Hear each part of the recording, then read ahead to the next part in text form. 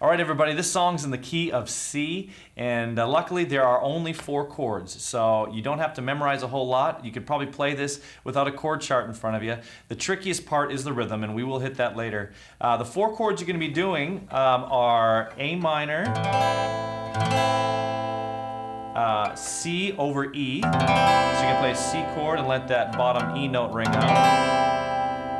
You're going to play an F, and I've been playing an F9, so I curl my thumb over top, and then you've got your G chord. All right, those are the 4 chords. All right, and I'm not going to use this exact variation of G every time. As a matter of fact, it'll probably look more like this as you're watching.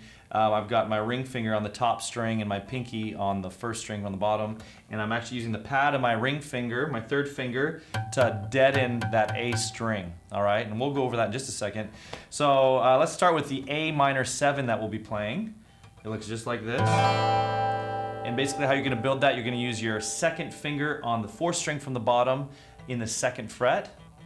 And I've got my 1st finger on the 2nd string from the bottom in the 1st fret. And then I've put my pinky on this 3rd fret 1st string, just like that, nice and open. And when you strum, you want to try and start on that A string and strum down. All right.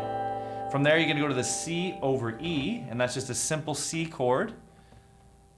And so you've got your 3rd finger on the 5th string from the bottom in the 3rd fret. You got your 2nd finger on the 4th string from the bottom in the 2nd fret, and you've got your 1st finger on the 2nd string from the bottom, 1st fret. All right, that's your C chord. And you're playing C over E, so make sure you hit that nice big E note on top. Very good. All right, moving to the F.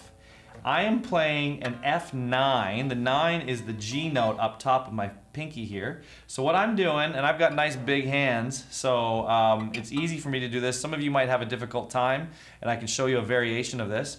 But I wrap my thumb over the F note. So my thumb is hitting 1st fret, 6th string right here. And as I'm doing it, again, I'm being kind of tricky, but I'm using the pad of my thumb to just barely touch that A string so I don't get much of a sound out of it. Okay, so I've got my thumb, then you're gonna put your 3rd finger on the 4th string from the bottom in the 3rd fret. I'm gonna put my 2nd finger on the 3rd string from the bottom, 2nd fret, and my 1st finger, 2nd string from the bottom, 1st fret. And then I add my pinky, my 4th finger, to the 1st string, 3rd fret.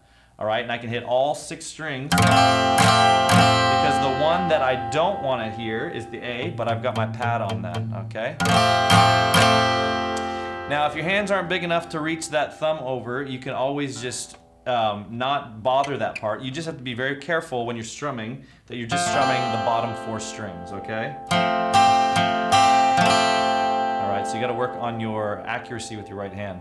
All right, the next chord that we're going to do is the G chord. And the way that I've been doing it, when I've got my hand set up like this, it's a really easy stretch back to the G with just 1 finger. So I'm just using my 4th finger on the 1st string, 3rd fret, and 3rd finger on the 6th string, 3rd fret, okay?